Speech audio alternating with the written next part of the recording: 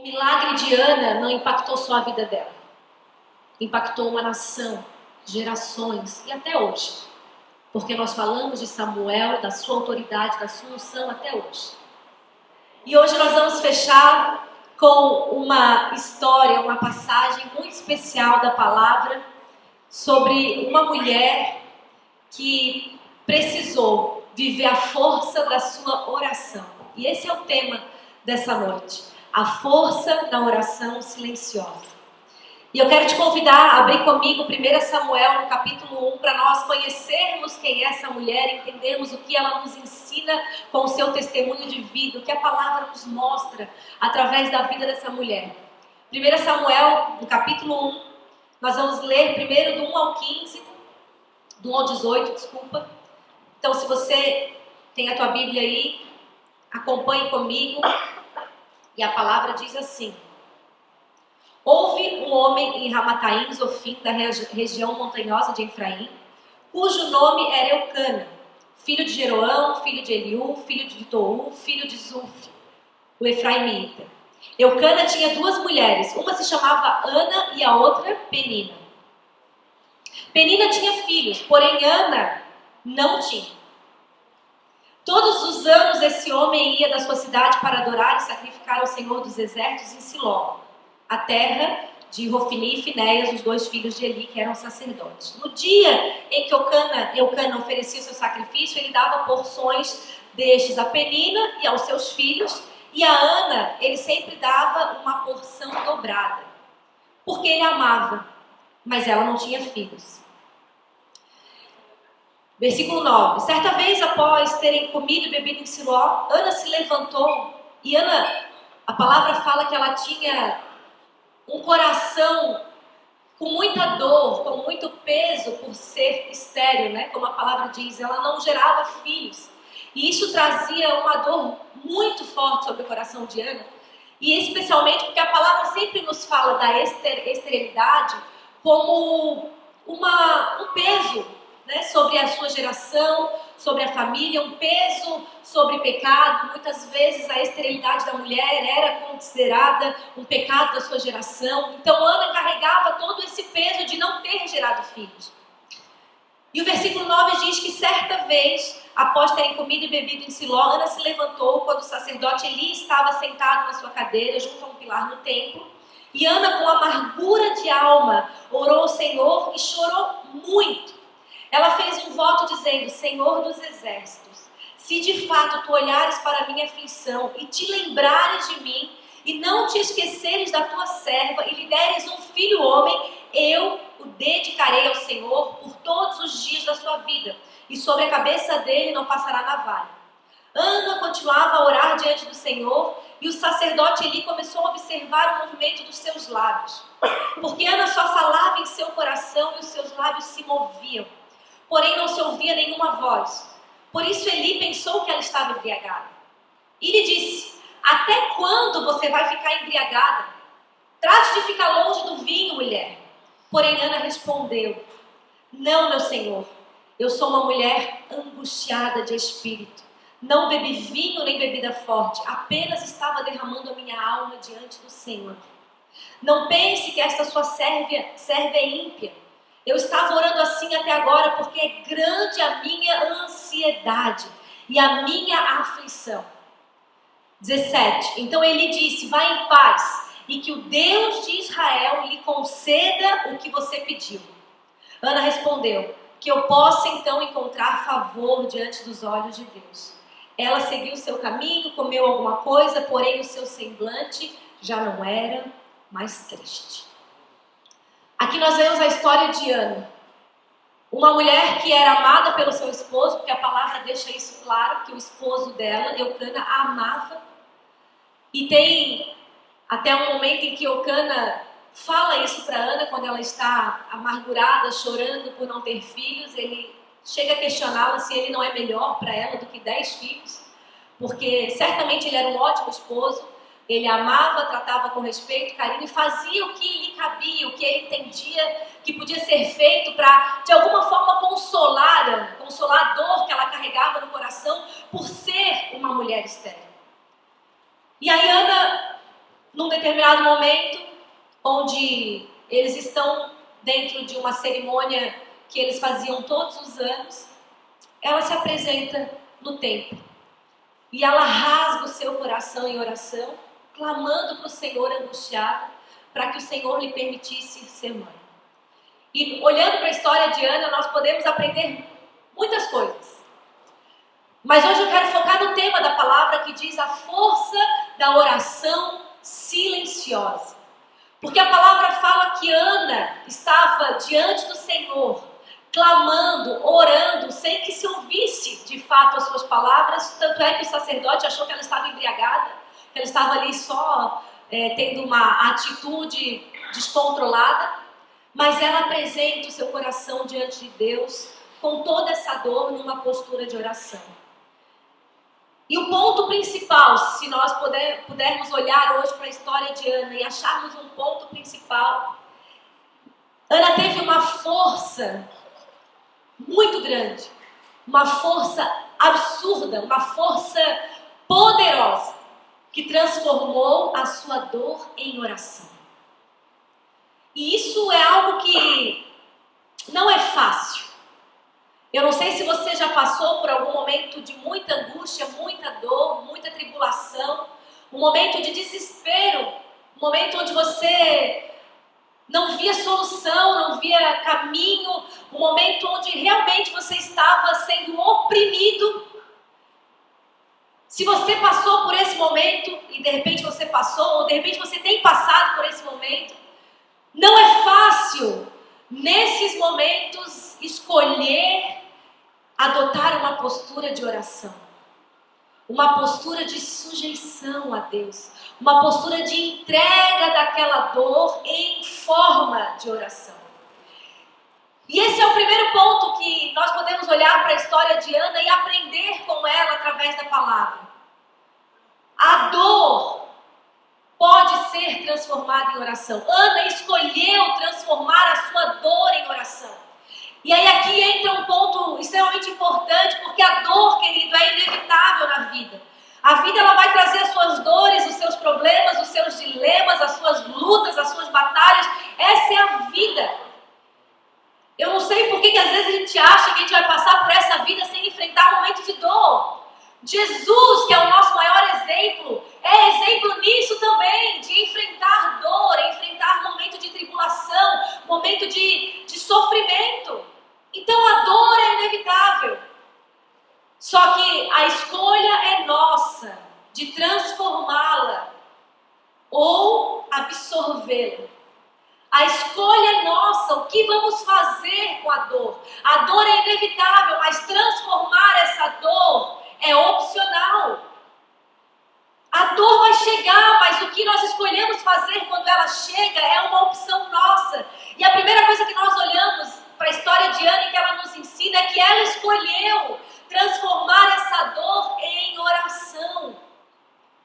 Ela escolheu adotar uma postura de rendição, de fé, de apresentar diante de Deus o seu coração que estava aflito, sofrendo. Ela chega a falar que ela é uma mulher amargurada, mas nós vemos ela falar isso diante do sacerdote, que era para quem se deveria apresentar, o seu pedido, o seu sacrifício, a autoridade máxima. Mas a palavra não fala que Ana era uma mulher que ficava resmungando pelos cantos, lamentando a sua dor pelos cantos, e ela era provocada. A palavra fala que Penina a provocava, humilhava. Imagina viver numa casa onde a segunda esposa, isso já nos chama, já é um alerta, já é um ponto importante, porque provavelmente Eucana se casa com Penina. Ana provavelmente era a primeira mulher, e quando a gente estuda um pouquinho mais profundo como ela é trazida primeiro, provavelmente é porque citam que ela é a primeira esposa, e por conta de ela não ter filhos, é bem provável que Eucana tenha tido a segunda mulher, que é Penina, que lhe deu muitos filhos. Então essa era a realidade dentro dessa casa. Essa mulher estava dentro dessa casa sendo humilhada, confrontada não pelo marido, mas pela outra esposa que tinha muitos filhos, que certamente ria, que certamente olhava para aquilo e falava: tu é motivo de vergonha para essa família, tu é motivo de vergonha para Eucana. As pessoas lá fora falam sobre isso, porque uma mulher estéril é motivo de vergonha. Mas Ana não ficou pelos cantos, não ficou se lamentando, murmurando. A palavra não nos fala isso, que ela era uma mulher que ficava lamentando a sua dor, lambendo as suas feridas. Ela apresentou para quem ela precisava apresentar. O lugar que era consagrado a sacrificar e apresentar diante de Deus, que era o templo onde o sacerdote estava. E essa é uma postura que o Senhor nos convida, querido, a adotar quando nós estamos enfrentando a dor. Quando nós estamos enfrentando um cenário de esterilidade. Quantas vezes as coisas que nós desejamos não acontecem? Quantas sementes, de repente, você semeou que você ainda não viu o fruto? Você ainda não viu nem o broto dessa semente? Esterilidade, muitas vezes nós estamos nesse ambiente de esterilidade, esse ambiente onde nós só vemos a terra seca, onde nós não vemos ainda a semente florescendo, onde nós não vemos uma saída, uma solução, mas a escolha é nossa, de olhar para essa situação e ficar paralisado nessa situação e tomar isso como uma verdade, ou ano após ano, se apresentar diante do Senhor em oração até que receba a sua promessa. Porque a palavra fala isso, que todos os anos eles se apresentavam no mesmo lugar para sacrificar, para adorar a Deus. Era um ritual e provavelmente todo ano Ana aparecia lá na mesma realidade, lamentando diante de Deus a sua dor, a sua esterilidade, a sua humilhação, mas em oração. Em vez de permitir que a dor a destruísse, ela levou diante de Deus essa dor em oração. E esse é o convite do Senhor para as nossas vidas, querido. Sempre que você estiver enfrentando um cenário de esterilidade, de dor, de sofrimento, de luta, o Senhor te convida, leva Ele em oração. Apresenta diante de Deus em oração. Adota uma postura de oração. Parece fácil, mas não é. Nós temos uma tendência de buscar recursos em todos os lugares antes de ir falar com Deus, quando deveria ser a primeira postura. E eu não quero que você levante a mão, não precisa, mas eu sei, porque eu já fui assim, e às vezes eu sou tentada a ser assim. Quando alguma coisa acontece, aonde você vai buscar recurso para solucionar essa situação? Aonde você se fortalece? Onde você se aconselha? Aonde? Muitas vezes não é a oração a primeira opção, querido. É o amigo do trabalho, é da internet, é a palavra de não sei quem, é um livro não sei do que, são as 7 táticas não sei da onde. Eu não estou falando que nada disso é ruim, ok? Não é. Deus dá inteligência para o homem e a gente desenvolve milhares de técnicas maravilhosas dentro de várias ciências. Não é isso. Mas, se nós somos o povo de Deus, se Ele é o nosso Deus, nosso primeiro recurso deveria ser o que nos aproxima dEle e o que traz resposta comprovada: oração. Pedir e dar-se-vos-á. Bate que a porta se abre. Oração, está dizendo que é imediatamente? Não. Foi imediatamente? Não, não foi. Quantos anos se passaram para essa mulher se apresentar nessa situação diante de Deus, clamando, orando pelo seu milagre? Às vezes não vai ser imediato, querido, mas permaneça em oração. Se coloque em uma postura de oração. Busque a resposta em oração. Busque a paz em oração. Porque às vezes a resposta não vem, mas no ambiente de oração, a paz que excede o entendimento que a palavra garante é nos dada. No lugar de oração é o lugar onde o nosso coração se enche de paz, de fé, convicção de que mesmo que os meus olhos ainda não vejam, eu sirvo um Deus fiel. Se eu estou pedindo algo coerente à sua palavra, é questão de tempo para acontecer. Eu não estou pedindo, né? A não sei que você esteja pedindo uma coisa muito louca. A bispa falou bastante sobre isso na escola de oração. Não sei quantos aqui fizeram a escola de oração, mas a bispa falou, tem oração que não é respondida, claro.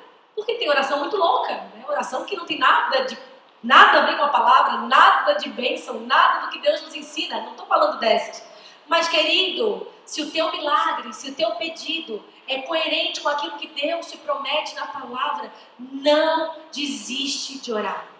Não desiste de se posicionar em oração. A dor é inevitável, mas a decisão é nossa. Ela nos afasta de Deus ou ela nos aproxima de Deus. É uma decisão. A gente sempre vai escolher um ou outro caminho. Sempre. Por isso que às vezes as pessoas vão embora. Porque elas estão enfrentando um momento de dor, elas não veem a resposta, então eu não quero. Porque eu não estou vendo a resposta. Faz sentido eu estar aqui. A dor afastou. Mas o convite de Deus é para que nós sejamos como Ana. Que no momento da dor a gente se aproxime de Deus, a gente esteja mais perto de Deus, que a gente entenda que a única solução, a única resposta só pode vir de um lugar: Deus. Deus, o milagre só vem de Deus, querido, o milagre não vem de outro lugar. Então só vem de Deus para quem a gente apresenta a nossa petição, para Deus. É um convite do Senhor para as nossas vidas. A palavra fala que ela estava com um coração entregue, sofrendo, quebrantado. E muitas vezes a gente não entende o que é esse coração quebrantado. A palavra fala em Salmos que perto está o Senhor dos quebrantados de coração. Perto está. Então o Senhor está perto quando nós temos um coração quebrantado. O que é um coração quebrantado? É um coração humilde diante do Senhor. É o coração que Ana teve. Ana foi humilde, Ana não foi retrucar, não foi brigar. A palavra não fala que ela ficava brigando, retrucando, Penina e xingando. Não! Naquele estado de humilhação, ela tinha um coração quebrantado diante do Senhor. Um coração humilde. Senhor, se tu puderes, lembra da tua serva. Senhor, se for do teu agrado, ouve a minha oração. Não é assim, Deus, tu tem que me dar e ponto final. Não, é um coração quebrantado. Senhor, a tua vontade é boa, perfeita e agradável. Pode ser que não seja a minha, essa é a minha vontade. Se for coerente à tua vontade, então faz aquilo que eu estou pedindo. É um coração quebrantado. É um coração que reconhece as suas limitações, um coração que reconhece as suas falhas. Um coração que depende de Deus. Esse é o coração de Ana nesse momento. Eu não tenho mais a quem recorrer. Eu não tenho outro lugar para ir. Os anos se passam e essa dor está no meu coração, mas eu escolho, Senhor, me apresentar diante de Ti com um coração quebrantado, porque eu sei que Tu vai ouvir a Tua serva. Em algum momento Tu vai ouvir. Amém, querido? Amém. Segundo, glória a Deus.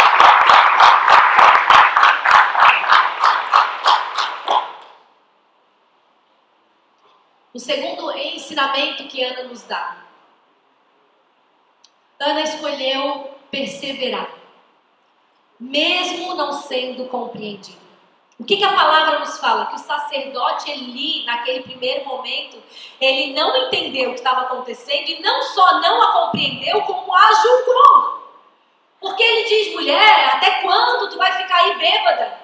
Imagina, né? Era uma afronta, era um lugar santo, um lugar onde as pessoas iam para apresentar o seu sacrifício, um lugar onde o sacerdote ficava. Não era um qualquer lugar, era o lugar.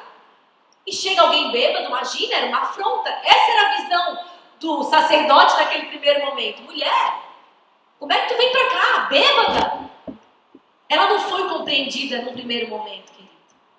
E muitas vezes nós também não seremos compreendidos no primeiro momento. Muitas vezes a gente acha que as pessoas têm que compreender, as pessoas têm que ajudar, as pessoas têm que entender, mas não será assim. Muitas vezes nós vamos estar no lugar, no ambiente, na igreja, onde quer que seja, neste lugar, no momento de dor, e as pessoas não entendem que aquele é um momento de dor, não compreendem por que a tua postura é aquela, mesmo neste ambiente muitas vezes. Ana era uma mulher que optou pelo silêncio. Por isso que a força da oração silenciosa. E o silêncio junto com a perseverança. Ou seja, muita gente não conseguia realmente compreender. Como que essa mulher estéril, entra no templo e faz uma oração que nem tá ali só mexendo a boca, não. Como é que faz uma oração silenciosa dessa? Não, tinha que gritar, tinha que rasgar, nem sempre. Mas ela não foi compreendida. E muitas vezes nós não seremos compreendidos, querido. Mas a escolha é perseverar. Nós precisamos escolher a perseverança. A perseverança não é insistência, é diferente. Porque muitas vezes o Senhor nos fala para recuar, para ir para a direita ou para a esquerda, e nós somos insistentes. A gente fica insistindo com aquilo que não dá. A perseverança é: eu me mantenho na postura esperando Deus responder. Eu continuo aqui, eu estou orando, meu coração está entregue, ano após ano, eu me apresento diante do Senhor, eu faço a oração e eu espero com perseverança que o Senhor me responda com um milagre. É uma escolha que é muito difícil também no momento da dor. É muito difícil no momento da dor ser perseverante, querido. Porque você não está vendo nada, muitas vezes você não está sentindo nada, você não está recebendo resposta nenhuma. Como perseverar? Como? Eu não estou vendo, eu não estou sentindo, e a gente quer sentir tudo, a gente quer ver tudo, a gente quer ter certeza de tudo. É difícil, mas é uma escolha. Eu posso não estar sentindo, eu posso não estar vendo, nem ouvindo sequer eu posso estar, mas eu escolho perseverar. Eu escolho me posicionar diante de Deus em oração. Eu escolho não abandonar o caminho. Eu escolho permanecer perto. Eu escolho servir o Senhor. Eu escolho orar. Eu escolho louvar. Eu escolho perseverar. E eu não estou falando que perseverança é você estar sempre lá em cima. Uau, glória a Deus, aleluia, super animado. Não é isso. Isso não é perseverança. A perseverança é você continuar no lugar que Deus te colocou. É você não desistir do caminho, você não desistir do Senhor, não desistir do teu propósito, só porque em determinado momento da vida as coisas não estão acontecendo como você, como eu, nós gostaríamos que acontecesse. Já pensou? Se sempre que as coisas acontecessem de forma diferente daquilo que a gente imagina, ou espera que Deus tem que fazer, a gente desse um passo atrás, a gente já estava fora. Muitos de nós já estavam fora. Mas o Senhor nos chama a ser perseverante, querido. A olhar para Ele, a manter o olhar nele e continuar, mesmo que você ainda não esteja vendo. Mesmo que você ainda não esteja ouvindo o barulho das águas, né? Mesmo que você não esteja sentindo que algo vai acontecer, permaneça, persevere na tua postura de oração. Persevere perto do Senhor, persevere confiando, persevere em fé. É uma decisão. Por quê? Porque no tempo oportuno as coisas vão acontecer. Você não precisa ser compreendido por todos, você só precisa ser compreendido e ouvido por Deus. Não espere que todos te compreendam, não espere que todos entendam, espere que Deus te compreenda e que Deus esteja te ouvindo. Isso é o mais importante. As pessoas são pessoas. As pessoas, elas têm o seu jeito, a sua percepção, os seus pré-julgamentos, mas nós não estamos caminhando com Jesus por conta das pessoas. Amém? Nós estamos caminhando com Jesus com Ele, por quem Ele é. Ele é o nosso Cristo. Ele morreu na cruz, Ele pagou um preço. Foi Ele que deu a sua vida por mim e por você. Eu não estou falando que as relações não são importantes, por favor, me entenda, né? Daqui a pouco vão dizer, o pastor está dizendo para a gente tratar todo mundo mal. Não é isso, gente, por favor. Nem para você não considerar o irmão. Não é isso, por favor. Mas eu estou dizendo que muitas vezes, no momento de dor, as pessoas não vão compreender a tua postura de fé. Mas que nesse momento você procure a compreensão do Senhor. Ele precisa compreender o teu coração. Ele precisa ouvir a tua oração. E aí muitas vezes isso é lá fora, né? Na casa, como foi com Ana. Dentro da sua casa. O marido não, mas a segunda esposa, sim, não compreendia, não entendia. Muitas vezes é assim, querido. No teu trabalho, as pessoas não vão compreender a tua postura, as tuas escolhas, o teu posicionamento. Na família, muitas vezes dentro da família, existem pessoas que ainda não conheceram Jesus, ainda não tiveram a revelação de quem Ele é. E existe uma perseguição por conta da tua postura. Existe ali uma afronta, existe às vezes uma humilhação, mas o convite do Senhor é persevere, persevere. Quantas orações nós já abandonamos porque não fomos compreendidos? Quantas orações você precisa retomar nessa noite? Porque você esperou ser compreendido externamente, mas era o Senhor que precisava ouvir e compreender. Quantas orações nós precisamos retomar nessa noite? Porque não tivemos perseverança para continuar apresentando diante de Deus. É um convite do Senhor, que Ele traga à nossa memória. Quantas? Quais são essas orações? Que nessa noite Ele nos lembre e que nessa noite a gente possa adotar uma postura de perseverança em apresentar ao Senhor as nossas orações, as nossas súplicas, as nossas dores, aquilo que está sobre o nosso coração, até que Ele traga a resposta. E nós aprendemos uma terceira atitude, ou nós podemos ver um terceiro aprendizado na história de Ana. E um pouco mais para frente, lá em 1 Samuel, no versículo 19 em diante, fala que depois que eles tiveram toda aquela cerimônia, eles se levantaram na madrugada, foram, adoraram o Senhor, voltaram para a sua cidade. E quando eles voltaram para a sua cidade, Ana engravida. E aí Ana faz uma promessa. Ana diz que ela vai entregar aquele filho, assim que ele desmamar, para o sacerdote, para que ele cresça na casa do Senhor, para que ele cresça servindo o Senhor. E ela faz isso, querido. E um terceiro aprendizado que o Senhor nos ensina com a história de Ana é que Ana cumpriu a sua promessa a Deus. Ela cumpriu a sua palavra, o seu voto, depois de receber o seu milagre. E isso muitas vezes também é algo difícil para nós. Porque muitas vezes nós temos uma postura de oração. Nós somos perseverantes, mas quando o milagre chega, os votos são quebrados. Eu não sei se existe alguém aqui que precisa nessa noite retomar algum voto que fez para o Senhor, porque alcançou algo quando pediu em oração e deixou o Senhor de lado depois disso. Nós vemos muitos milagres na palavra e poucos daqueles que receberam milagres, pouquíssimos, acompanham o Senhor após receber o seu milagre. E Ana nos ensina que a palavra dela, a promessa dela, o voto dela permaneceu o mesmo depois de ser tomada pela emoção de receber o seu milagre. Mesmo depois de ser respondida na sua oração, querido. Quantas vezes nós recebemos milagres, mas abandonamos o Senhor no nosso coração? E de repente você vai dizer, não, mas eu estou aqui, mas e a tua vida de oração? E a tua intimidade com Deus? E o teu relacionamento com Ele? E a tua entrega?